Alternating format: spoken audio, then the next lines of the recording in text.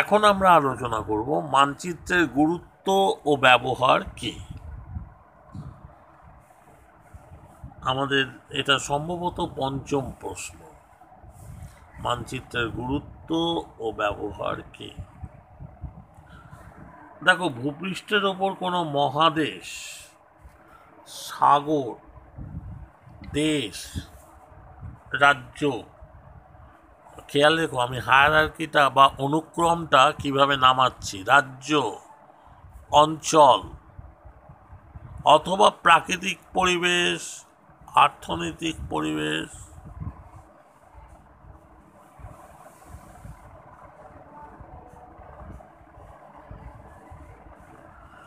অর্থনৈতিক পরিবেশটা অবশ্যই, সামাজিক পরিবেশ, পরিবেশ দূষণ, বিপর্যয়ের প্রকৃতি, এইগুলো পাঠ করেই মানচিত্রের গুরুত্ব ও ব্যবহারটুকু আমরা করে থাকি বা জানতে পারি। দুটি স্থানের দূরত্ব, বম্বে দিল্লি এবং হাওড়া ক্যালকাটা, কলকাতা পাটনা, কলকাতা গুয়াহাটি, দূরত্ব নির্ণয় করে ফেললাম। দুটি স্থান, একটা ভূপৃষ্ঠের দূরত্ব, একটা মানচিত্রের দূরত্ব। নদী, সড়কপথ, রেলপথ, সমুদ্রপথের দৈর্ঘ্য, নটিক্যাল মাইল এর সাহায্যে।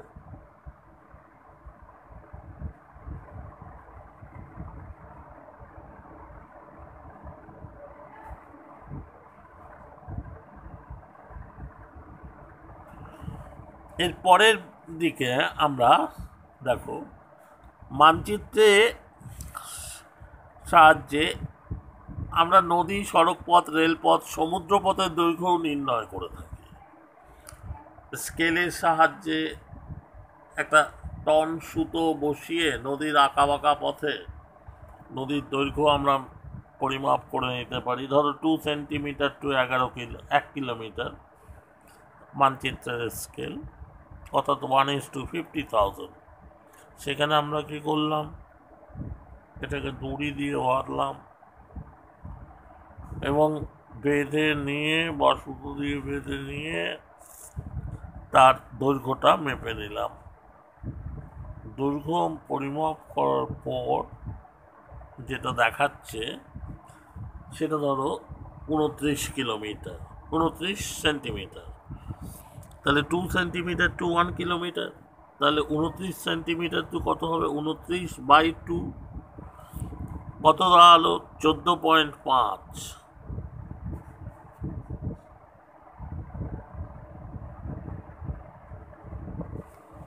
এইবার আমরা পেয়ে গেলাম যে 29.5 হচ্ছে 2 দিয়ে ভাগ করলে 14.5 কিলোমিটার, অর্থাৎ 14.5 কিলোমিটার তোমার নদীটার দূরত্ব। তা এইভাবে আমরা দিক নির্ধারণও করতে পারি। ওখানে প্রত্যেকটা বিন্দুর ওপর বসিয়ে প্রত্যেকটি বিন্দুর উত্তর দিক, দক্ষিণ দিক, পূর্ব দিক, পশ্চিম দিকগুলোকে আমরা নির্ধারণ করতে পারি। এখানে অঞ্চলের ক্ষেত্রফল বা দূরত্ব নির্মাণ আকর্ষণীয় খুবই।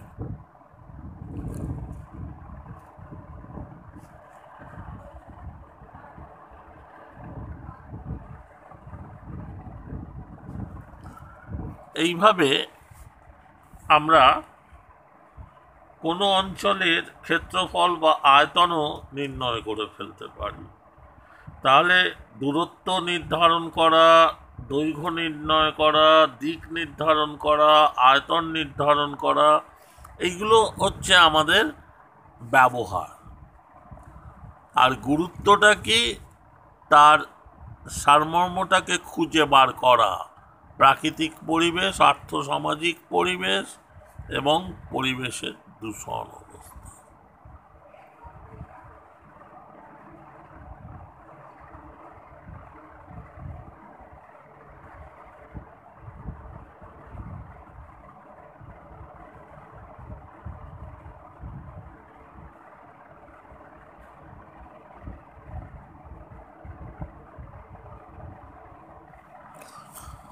এরপরে আমরা যে জায়গাটার ওপরে উপস্থাপনা করব প্রশ্ন নিয়ে, সেটা ভূবৈচিত্র্য সূচক মানচিত্রের ব্যবহার ও গুরুত্ব কী। এটা পরীক্ষায় খুব ইম্পর্টেন্ট। এটা সম্ভবত ষষ্ঠ প্রশ্ন নিয়ে আলোচনা করছি বা সপ্তম প্রশ্ন হতে পারে। ভূবৈচিত্র্য সূচক মানচিত্রের ব্যবহার ও গুরুত্বটা কী। দেখো, টোপোগ্রাফিক্যাল মানচিত্রের ব্যবহার ও গুরুত্বটাকে আমি এইভাবে উপস্থাপনা করছি। প্রথমে গুরুত্ব, তারপর ব্যবহার। দেখো, প্রাকৃতিক পরিবেশের কতগুলি একক, ভূপ্রকৃতি, নদ নদী, জলবায়ু, উদ্ভিজ্জ মৃত্তিকার প্রকৃতি, বন্টন, এইগুলো সম্পর্কে একটা জ্ঞান অনুধাবন করা এবং তাকে বিশ্লেষণ করা, সেই বিষয়বস্তুকে বিশ্লেষণ করা, সেই বিষয়বস্তুর মধ্যে কিছু তথ্যগত দিক সংশ্লেষ করা, এই যে ঘটনাটা, এটাই হলো তোমার গুরুত্বের দিক টোপোগ্রাফিক্যাল মানচিত্রের বিষয়বস্তু। এইবার যদি ব্যবহার, তাহলে বলবো নদীতে বাঁধ নির্মাণ, রাস্তা নির্মাণ, রেল লাইন নির্মাণ, খাল খনন। তুমি মানচিত্র 1970-এর মানচিত্র, 2020-র মানচিত্র মিলিয়ে দেখবে, আকাশ পাতাল তফাৎ। আমাদের পরবর্তী প্রশ্ন, আলোচ্য বিষয় অর্থনৈতিক মানচিত্রের, না অর্থনৈতিক বলবো না, রাজনৈতিক মানচিত্রের গুরুত্ব ব্যবহার কি। দেখো, রাজনৈতিক মানচিত্র আমরা ওই শহরের আয়তন বা মানচিত্রের আয়তন এবং কখনো কখনো প্রতিবেশী দেশের দিক থেকে কথাবার্তা, মানে নানা রকম ব্যবহার বা সাহায্য আসতে পারে, সেটাকে খুঁজে বার করা। আর এরপর যদি বলো যে দেশের রাজধানী, বড় বড় শহর নগরের বন্টন সম্পর্কে জানার যে তথ্য, সেই জানার তথ্যটাই আমরা এখানে রাজনৈতিক দিক থেকে উপস্থাপনায় আছে। এইবার ধরো গুরুত্বটা যদি বলো, আমি প্রথমে বলবো অবস্থান, আয়তন, রাজধানী। এটা বড় শহর হতে পারে, ছোট শহর হতে পারে, জেলা শহর হতে পারে। এদের সম্পর্কে ধারণা অর্জন করাটাই হচ্ছে আমাদের মূল লক্ষ্য, এবং সেটাই হলো গুরুত্বের একটা ক্ষুদ্রতম অংশ। আমরা এর পরে যেটাকে নিয়ে ভাবছি বা সেটা হলো ব্যবহার। রাজনৈতিক মানচিত্রে কোনো দেশের অবস্থান, আয়তন যেমন জানা যায়, তেমনি ওই দেশের রাজ্যের অবস্থান ও বন্টন, রাজ্যের অবস্থান ও বন্টন। তারপর আমরা কোনো দেশ বা রাজ্যের রাজধানী এবং অন্যান্য জেলা বন্দরগুলি অবস্থান ও বন্টন সম্পর্কে রাজনৈতিক মানচিত্রে আমরা ফেলে থাকি। এইভাবে স্কেলের ব্যবহার ও গুরুত্ব আমরা আলোচনা করতে পারি।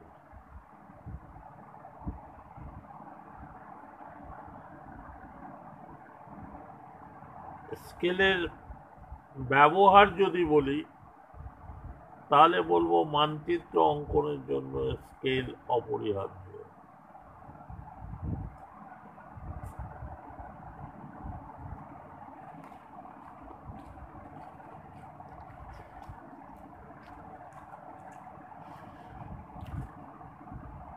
কারণ স্কেল ছাড়া মানচিত্র অঙ্কন করা যায় না।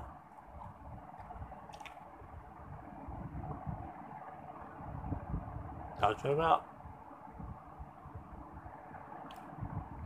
দুটো স্থানের মধ্যে দূরত্ব বা কম্পারেটিভ ডিস্টেন্স যদি পরিমাপ করতে হয়, তাহলে স্কেলের সাহায্য ছাড়া অন্য কোনো বিষয় দিয়ে মেজারমেন্ট করলে তা ভুল হয়।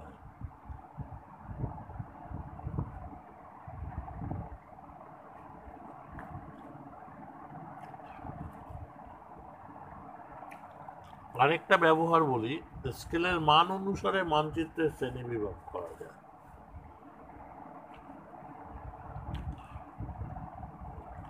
যেমন 1 সেমিতে 10 কিমি বা 1 সেমিতে 20 কিমি বা 1 সেমিতে 50, 1 সেমিতে 150, 1 সেমিতে 500 কিমি ইত্যাদি। মানে স্কেলগুলো আঁকলে মানচিত্র হলো ক্ষুদ্র স্কেলের মানচিত্র। 1 থেকে 10, 50 পর্যন্ত ক্ষুদ্র স্কেলের মানচিত্রই হয়ে যাবে।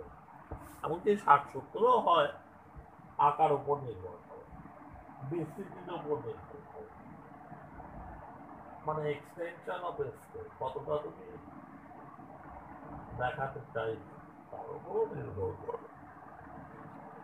আবার 1 সেমিতে তুমি 500 কিমি দেখালে, তাহলে কিন্তু ওটা ক্ষুদ্রতর স্কেল হবে, বৃহত্তর স্কেলে গিয়ে পৌঁছে। স্কেলের সাহায্যে মানচিত্রের দুটি স্থানের দূরত্ব যেমন নির্ণয় করা যায়, তেমনি ওই নির্ণীত স্থান থেকে আমরা প্রাইমারি স্কেল এবং সেকেন্ডারি স্কেলও ব্যবহার করি। ধরি একটা লেন্থ আছে 5 মিটার, 5 মিটার মানে 500, 1 সেন্টিমিটারে হচ্ছে এটা। তা এখানে আমরা ওই অবস্থায় যখন মানচিত্রটাকে উপস্থাপনা করব, তখন তার একটা গৌণ স্কেল, একটা মুখ্য স্কেল থাকবে। ধরো গৌণ স্কেলটাকে আমরা 1 কিমি করে 1 মিটার করে দেখালাম, 1, 2, 3, 4, আর 100 মিটারটাকে, এটা 4 মিটার আছে, 100 মিটারটাকে নিয়ে গেলাম তোমার সরাসরি বম্বে, এবং সেখানে দেখো আমরা পাচ্ছি কত, যদি হয় ওরকম অবস্থা,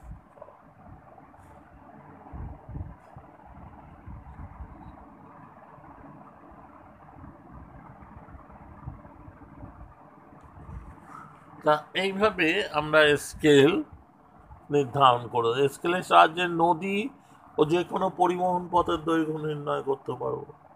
আবার ওই স্কেলের সাহায্যে চতুর্দিকের মাপ নিয়ে বা পরিমাপ করে আমরা আয়তন নির্ণয় করতে পারি। এইভাবে স্কেলের সাহায্যে দূরত্ব, দৈর্ঘ্য, আয়তনের তুলনা করা গেল।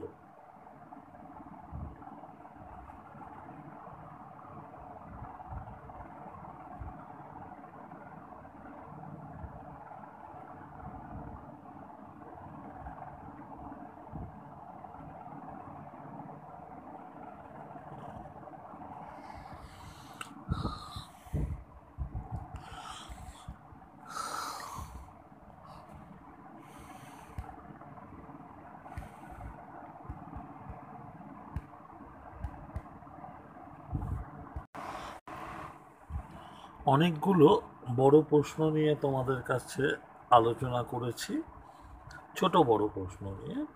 এইবার একেবারে ক্ষুদ্রতম প্রশ্নগুলো নিয়ে তোমাদের কাছে আলোচনায় যাব। আমার প্রথম প্রশ্ন, অ্যাটলাস বলতে কি বোঝো? দেখো, এ সেকশন থেকে সি সেকশন বা ডি সেকশন পর্যন্ত সব ছাত্র তো একই রকম নয়। এই যে অ্যাটলাস বললাম, এই জায়গাটা অনেকেই কিন্তু ঘাবড়ে যাবে, অ্যাটলাস আবার, কিন্তু মানচিত্র বললে ঠিক হতো। মানচিত্রের ইংরেজি প্রতিশব্দটাই হচ্ছে তোমার অ্যাটলাস। অ্যাটলাস একটা ইংরেজি শব্দ। ভূগোলবিদ্যায় অ্যাটলাস কথার অর্থ হচ্ছে মানচিত্রের বই, যে বইতে বিভিন্ন দেশ অঞ্চলের প্রাকৃতিক মানচিত্র, আমি কি বললাম, দেশ ও অঞ্চলের একটা প্রাকৃতিক মানচিত্র থাকবে, একটা রাজনৈতিক মানচিত্র থাকবে, একটা বিষয়ভিত্তিক মানচিত্র থাকবে। কোথায়? মানচিত্রের বইতে বা অ্যাটলাসে। সেইটাই হচ্ছে তোমার ওই উপস্থাপনাটা হলো সামগ্রিকভাবে মানচিত্রের বই বা অ্যাটলাস। সমগ্র পৃথিবীর মহাদেশ ভিত্তিক মানচিত্র তোমার ওই অ্যাটলাসে উপস্থাপনা করা থাকবে বা থাকা উচিত। অ্যাটলাস বিভিন্ন উদ্দেশ্যে তৈরি হয়। স্কুলের ছেলে মেয়েদের ব্যবহারের জন্য স্কুল অ্যাটলাস, ট্যুরিস্টদের ব্যবহারের জন্য ট্যুরিজম অ্যাটলাস।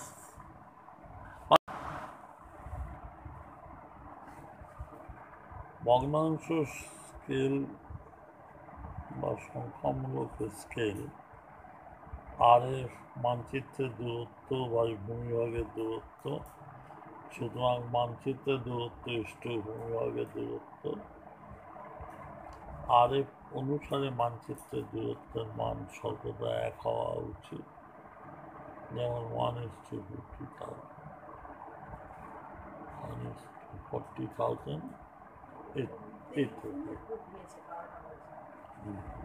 এইবার আমরা বলতে পারি লৈখিক।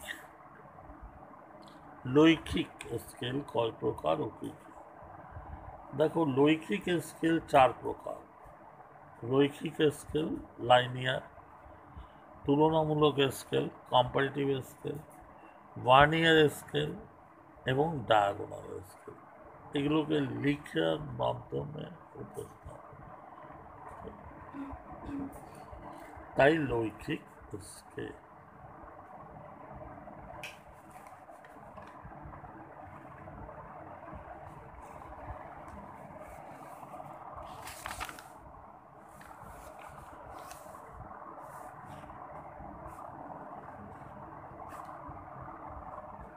প্রশ্ন এলো মাঝারি স্কেলের মানচিত্র কি? সেক্ষেত্রে দেখো, RF 1:50,000 অর্থাৎ 2 সেমিতে 1 কেমি থেকে 1:1 লাখ, একের পর 6টা শূন্য, অর্থাৎ 1 সেমিতে 10 কেমি মধ্যে নির্বাচিত, আমি আবার বলছি কিন্তু RF 1:50,000 অর্থাৎ 2 সেমিতে 1 কেমি, সেখান থেকে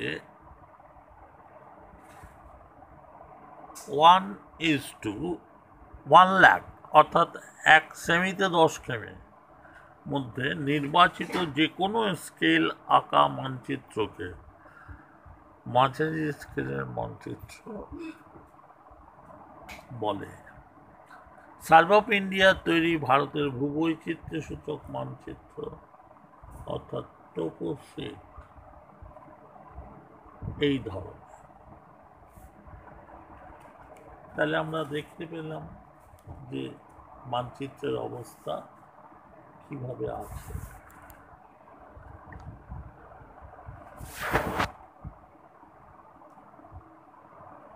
একটা প্রশ্ন আমি বলি, মানচিত্রের স্কেল 1 সেমিতে 1 কিমি হলে ওই মানচিত্রের RF কত হবে?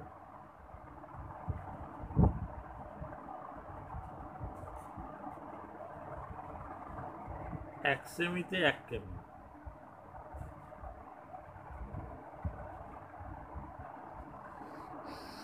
RF কত হবে? 1 কেমিকে kilometre, hectometre, decametre, metre, decimetre, centimetre হয়ে গেল। তাহলে একের পর কটা শূন্য বসবে? ছটা শূন্য বসবে। তাহলে 1:1 লাখ,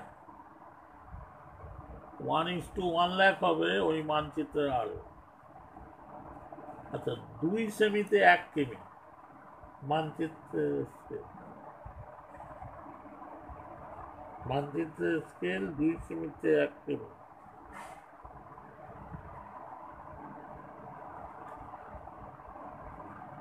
তাহলে কত হবে আরো?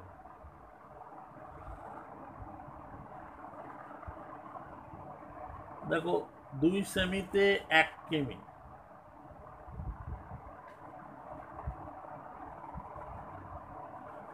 1 কিমি